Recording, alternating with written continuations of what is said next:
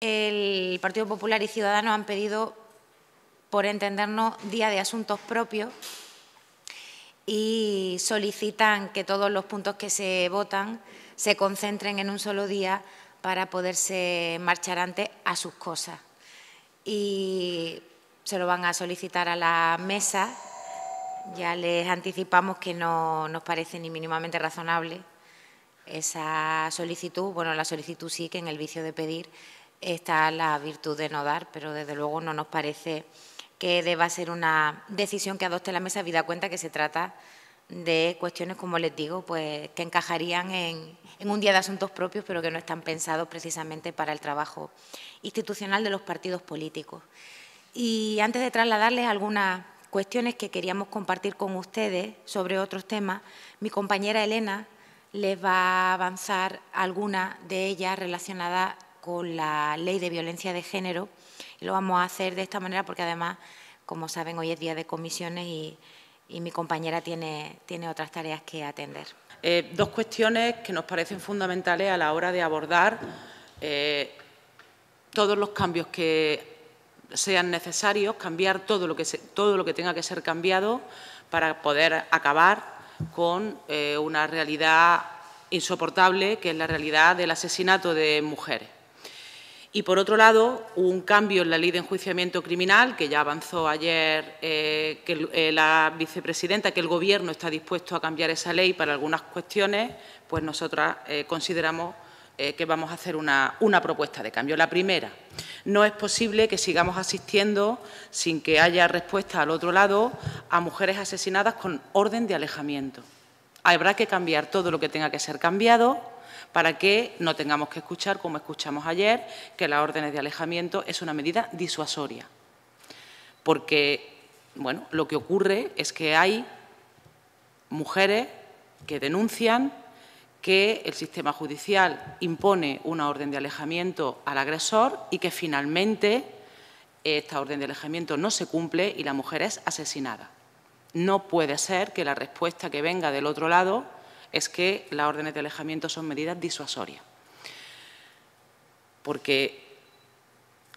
lo que se cobra es la vida de una mujer y esto no puede ser. Y, por otro lado, hay que hacer un cambio en la Ley de Enjuiciamiento Criminal para lo siguiente. Las mujeres que ponen o interponen su primera denuncia lo suelen hacer en sede policial. El turno de guardia letrada tiene 3 horas para personarse, para asistir a esa mujer. ¿Qué ocurre en la realidad? En la realidad ocurre que hay muchas mujeres, N número de mujeres, que interponen la denuncia antes de la asistencia letrada. Por varias cuestiones. Pues porque el letrado tiene 3 horas para personarse, porque desde la propia sede policial se le dice a la mujer, anda, ¿cómo vas a esperar 3 horas a que se persone la guardia letrada? Bueno, pues hay que cambiar esa realidad porque el proceso judicial se inicia con esa primera denuncia en sede policial y puede venir viciada si no hay una asistencia letrada. Nosotras hemos propuesto un cambio en la Ley de Violencia de Género, pero efectivamente las competencias son del Estado. ¿Y qué sería el cambio? El cambio sería que cualquier mujer que vaya a interponer una primera denuncia o una denuncia por violencia de género en sede policial,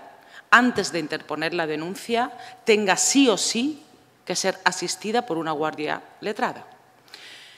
La persona, el letrado o la letrada, se podrá personar y la mujer decir, no quiero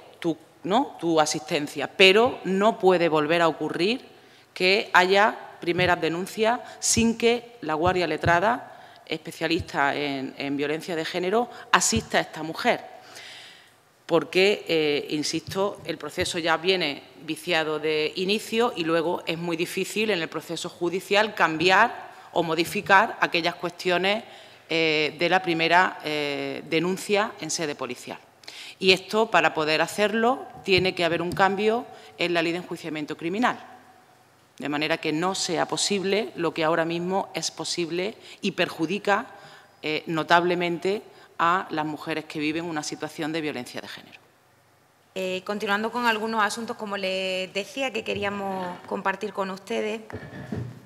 seguimos a vueltas con la preocupación en cuanto a la financiación.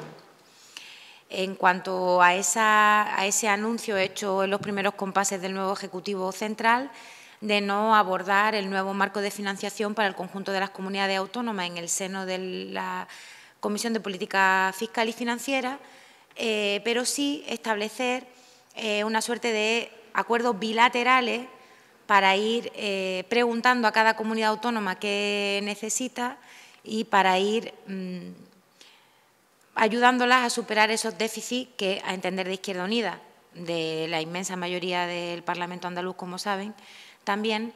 solo puede hacerse en un marco multilateral en el que se reforme en profundidad un sistema de financiación que ha devenido en fracaso, como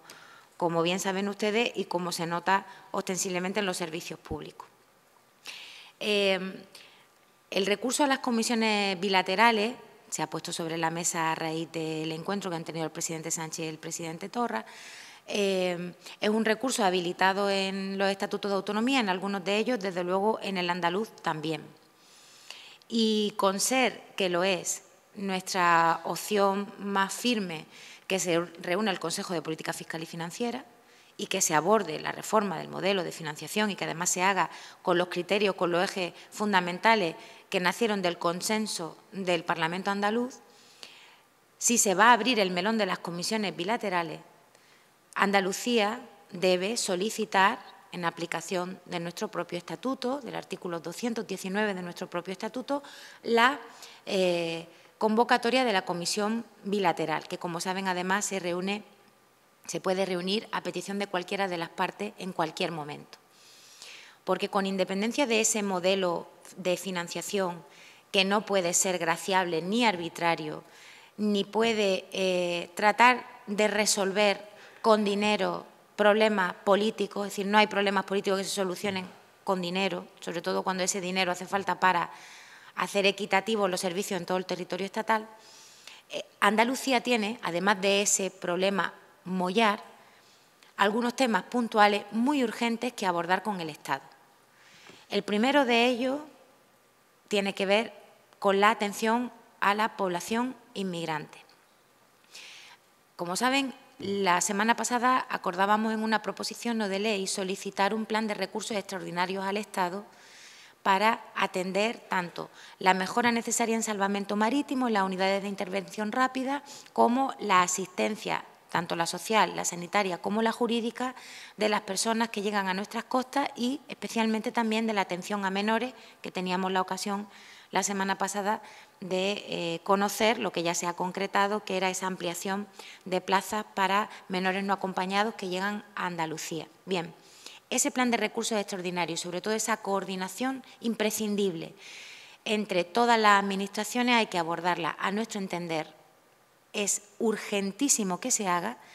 y, además, el seno de la Comisión Bilateral nos parece el escenario correcto, porque efectivamente hay que intercambiar muchas impresiones y tomar decisiones y adoptar acuerdos, en su caso, siguiendo la literalidad del artículo del Estatuto, que reviertan en mayores recursos para la atención de la población inmigrante, que es algo que no puede esperar porque estamos en ese momento del año en el que llegan más personas a nuestras costas y más en evidencia quedan las carencias para atenderles. Y, por otro lado, están las cuestiones de infraestructura, que hay que comenzar a abordar con un cronograma serio que luego se vuelque en el futuro proyecto presupuestario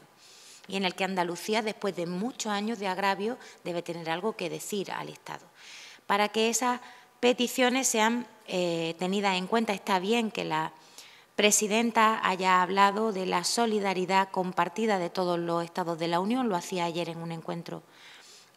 socialista que se celebraba en Rota, pero más allá de la solidaridad interestatal de ámbito europeo, hay que interpelar al Gobierno del Estado para que asuma su parte, asuma sus competencias exclusivas y ponga recursos. Y, sobre todo, hay que pedirle al ministro Grande Marlaska que no se ponga en evidencia y no vuelva al campo de Gibraltar a hablar de la garantía de los derechos humanos en los centros de internamiento de extranjeros, porque denota un desconocimiento muy preocupante de la realidad de esas instalaciones que han sido denunciadas por los jueces de instrucción. En el caso del de Algeciras y Tarifa por la jueza y también en el caso de Madrid por un juez. En unas instalaciones que no reúnen los mínimos requisitos ni de habitabilidad ni de atención debida a estas personas ni a los trabajadores y trabajadoras que les atienden. Por tanto, hace falta un planteamiento que se adecue a la realidad, que no tiene nada que ver con lo que le han pasado en el informe al ministro, y, sobre todo, que atienda la necesidad de poner recursos sobre la mesa para garantizar esos derechos que se vulneran en los centros de internamiento de extranjeros, aunque a Grande Marlaska esto no se lo hayan contado o se lo hayan contado y lo haya metido en el mismo cajón que lo tenía Zoido y los anteriores ministros de Interior.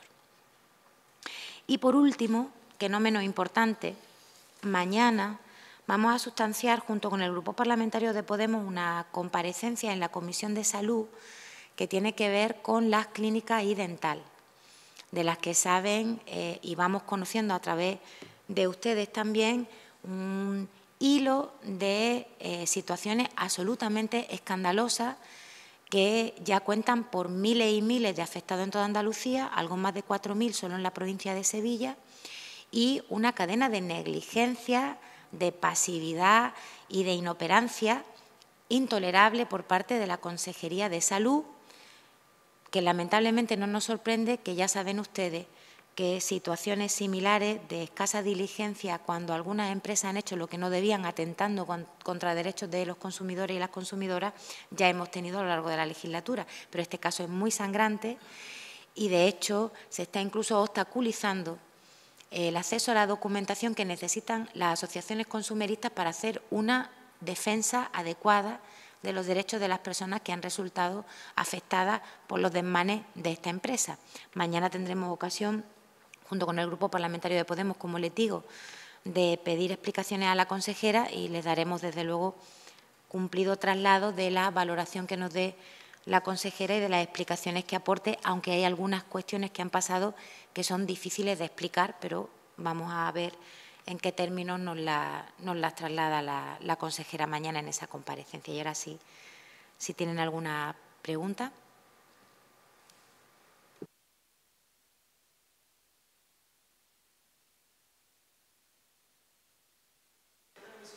Sí, efectivamente. Tiene un mecanismo tasado de funcionamiento y de periodicidad de sus reuniones, aunque también tiene otras especificidades que se pueden invocar para que a instancia de cualquiera de las dos partes se reúnan.